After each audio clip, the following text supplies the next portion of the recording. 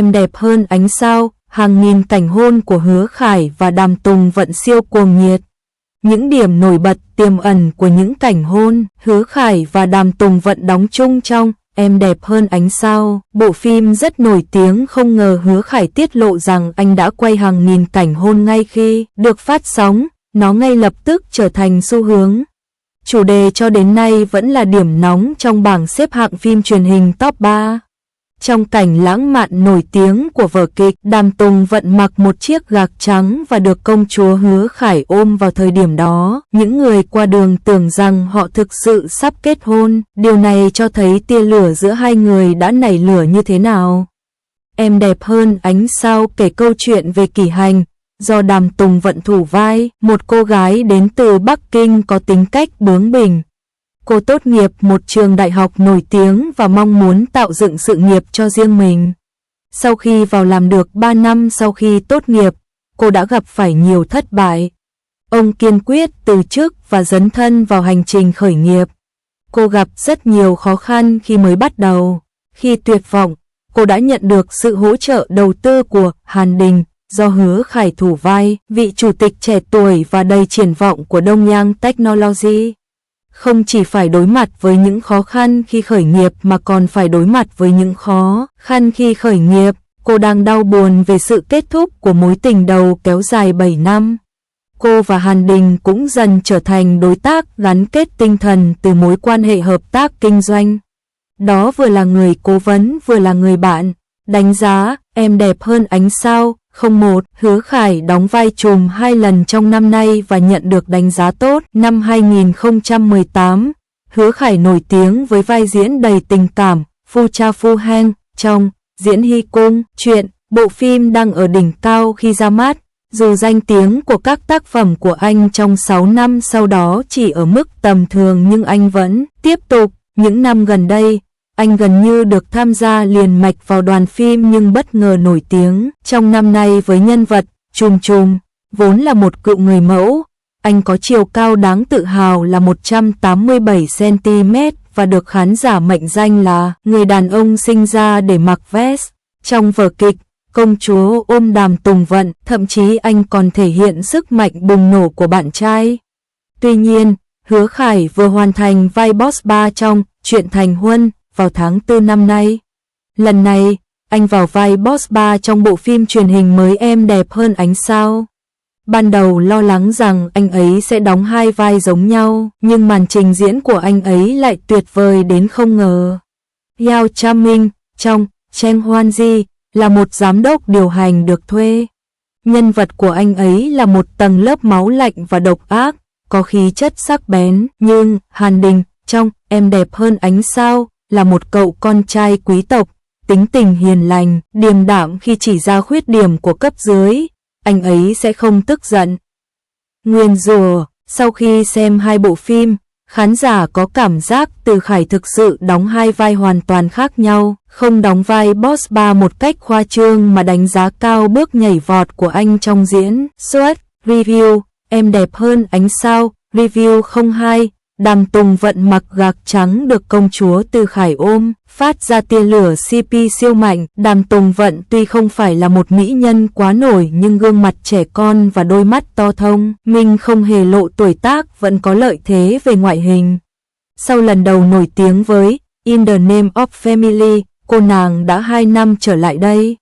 Đã đóng vai chính trong Con đường trở về và Jing Xin Xin Si, Z, một lần nữa đạt rating tốt. Kỹ năng diễn xuất của Đàm Tùng Vận lần này vẫn tốt hơn bao giờ hết. Ngay từ đầu, Em đẹp hơn ánh sao, cô vào vai một người mới đến nơi làm việc và khắc họa một cách sống động sự ngu ngốc, thiếu hiểu biết và động lực của một người vừa rời bỏ công việc. Xã hội, Đàm Tùng Vận, người có khuôn mặt trẻ thơ, rất thuyết phục khi là người mới bước vào xã hội. Cô xứng đáng với danh hiệu thể hình đa năng CP. Lần này cô và Hứa Khải cũng khơi dậy cảm giác CP trên màn ảnh. Hai người trông rất đẹp đôi, những cảnh tình cảm mơ hồ của họ cũng rất lung linh, thu hút. Nhiều người hâm mộ lấy CP không thể dừng lại. Trước đó, khi Đàm Tùng Vận mặc gạc trắng và được công chúa Từ Khải cõng chạy loạn xạ trên đường, Người qua đường tưởng rằng thực ra họ đang chụp ảnh cưới. Review, em đẹp hơn sao? 03, Đàm Tùng Vận và Hứa Khải quay nhìn cảnh hôn. Dù Đàm Tùng Vận và Hứa Khải rất thân thiết với nhau nhưng khán giả phàn nàn rằng mối quan hệ của họ tiến triển quá chậm ở tập 19. Nam nữ chính vẫn còn mập mờ, nhiều người dọa bỏ phim.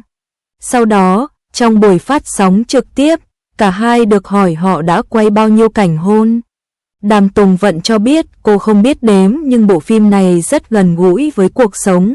Khi yêu, tôi thỉnh thoảng hôn nhau. Hứa Khải mỉm cười tiết lộ, rất nhiều, hàng nghìn lần. Hai người không chỉ hôn nhau đến thở hổn hển mà địa điểm còn trải dài từ giường ngủ, văn phòng đến khu cắm trại. Sau đó, vào ngày sinh nhật của Đàm Tùng Vận trong vở kịch, Hứa Khải đã hứa sẽ tổ chức cho cô một ngày sinh nhật để cô có thể làm bất cứ điều gì mình muốn và sẽ cùng cô làm bất cứ điều gì cô muốn. Từ Khải kéo tay áo nhỏ giọng nói, ta nguyện ý thừa nhận thất bại. Không ngờ, trong giây tiếp theo, cảnh tượng thay đổi, Từ Khải ôm nàng trên giường không chỉ hôn nhau say đắm, Đàm Tùng Vận còn chạm vào lưng. Cổ Hứa Khải sau đó cởi cúc áo. Đúng vậy, cảnh ân ái giữa hai người thật cuồng nhiệt và đẹp đẽ.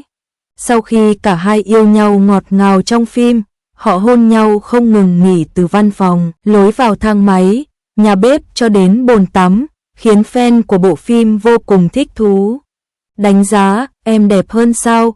04, cốt truyện chuyển sang cốt truyện lỗi thời, vị tổng thống độc đoán phải lòng tôi. Mặc dù diễn xuất của Đàm Tùng Vận và Hứa Khải nhìn chung được đón nhận nồng nhiệt nhưng một số cư dân mạng cho rằng cốt truyện quá sáo rỗng. Sau đó, họ phát hiện ra rằng cốt truyện và các nhân vật rất khác so với tiểu thuyết gốc. Kỳ Hành và Hàn Đình là những thế lực hùng mạnh hợp lực bởi vì nữ chính có năng lực chuyên môn vững vàng. Ý tưởng kinh doanh của cô vừa mang tính đổi mới vừa mang tính cạnh tranh. Đó là lý do tại sao Hàn Đình đầu tư vào công ty của Kỳ Hành. Tuy nhiên, bộ phim truyền hình đã được đổi thành Kỳ Hành.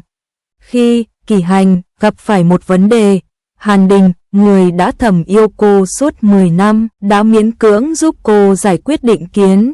Chủ tịch Hách Dịch đã yêu tôi, bị cư dân mạng chỉ trích, còn Hàn Đình không thầm yêu Kỳ Hành suốt 10 năm, tất cả chỉ vì ngưỡng mộ sự chuyên nghiệp của cô và có ấn tượng tốt. Đánh giá, em đẹp hơn ánh sao. 05, trang phục của Đàm Tùng Vận và CC đã lỗi thời và lỗi thời. Những bộ phim múa rối trong phim truyền hình thường mang vẻ cổ điển. Trong em đẹp hơn ánh sao, Hứa Khải vô cùng điển trai trong bộ vest nhưng nữ chính Đàm Tùng Vận lại vào vai một nhân viên văn phòng trong ngành công nghệ. Chỉ là vẻ ngoài của cô ấy không hề thời trang chút nào mà còn có cảm giác già nua, hoàn toàn mất đi khí chất mà một nữ chính nên có. Trong vở kịch, một số nhân vật nữ phụ đi ngang qua nhìn Kỳ Hành, không khỏi khen ngợi cô quá xinh đẹp, khán giả hoàn toàn sụp đổ và phàn nàn điên cuồng. Đàm Tùng Vận rất dễ thương, nhưng cô ấy trông rất xinh đẹp. Đẹp trong bộ trang phục này à? Xin lỗi, thực sự rất mộc mạc. Ngoài ra, CC, người đóng vai em gái cùng cha khác mẹ của Triệu Lệ Dĩnh, Mo Lan, trong Do You Know, và lần này trở nên nổi tiếng với vai nữ chính da trắng, giàu có và độc ác thích Hứa Khải khi cô xuất hiện trên phim. Trên sân khấu, nhiều cư dân mạng cho rằng cô đã lỗi thời. Người mẫu bị sốc và bắt đầu phàn nàn, chiếc váy này từ 20 năm trước à? Bạn lấy nó từ một góc trên trường quay, thật kỳ lạ khi Hứa Khải lại thích cô ấy. Với vẻ ngoài lỗi thời này, đánh giá, em đẹp hơn sao? 06, bạn diễn thứ hai của Ho Soo-in Đàm Tùng Vận trong In the Name of Family, em gái của Hứa Khải Hạ Thụy Tiên được cư dân mạng mệnh danh là Lisa phiên bản Trung Quốc, vì ngoại hình xinh đẹp giống với nhóm nhạc nữ Hàn Quốc Lisa. Lần này cô vào vai bạn thân của Đàm Tùng Vận, Lily. Nghĩ về Kỳ Hành, trên thực tế, lần này là Hồ Thụy Tiên và Đàm Tùng Vận. Họ đã đóng vai bạn thân ngay từ năm 2020 trong In the Name of Family. Lúc đó Hồ Thụy Tiên đã đóng vai Tang Can. Họ được người hâm mộ phong cho danh hiệu chị núi lửa. Họ bắt đầu cãi nhau với Ly Chiên Chiên, do Đàm Tùng Vận thủ vai ngay khi gặp nhau, nhưng sau đó họ lại trở thành bạn thân sau 4 năm, họ lại đóng vai bạn thân trong You Are Đẹp Hơn Ánh Sao, khiến người hâm mộ bộ phim vô cùng nhớ nhung. Đánh giá, Em Đẹp Hơn Ánh Sao, 07, lương, Wang Fu, của Đàm Tùng Vận thấp hơn Hứa Khải. Gần đây, trong giới phim truyền hình rộ lên tin đồn về thù lao của các diễn viên trong Em Đẹp Hơn Ánh Sao, là nam diễn viên Hứa Khải có mức lương cao nhất trong toàn bộ dàn diễn viên, khoảng 14 triệu nhân dân tệ, Đàm Tùng Vận có 11 triệu nhân dân tệ. Em gái của Hứa Khải Heroiction kiếm được 4,2 triệu nhân dân tệ và lương của CC là 4,1 triệu nhân dân tệ.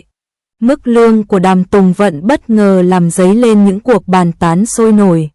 Không chỉ có vóc dáng đa dạng mà cô còn được mệnh danh là chồng.